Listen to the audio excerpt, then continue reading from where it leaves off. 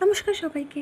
আজকে আমি আপনাদের সাথে আমাদের বাড়িতে কীভাবে শাপলা হয় সেভাবে আপনাদের সাথে শেয়ার করতে চলেছি রেসিপিটা।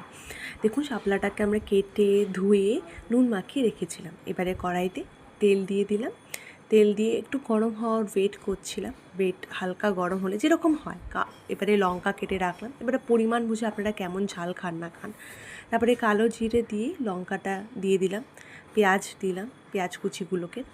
তারপরে একটু নাড়াচাড়া করে দিলাম, একটু হালকা লাল হওয়ার ওয়েট করছিলাম পেঁয়াজগুলো নাড়াচাড়া দিয়ে।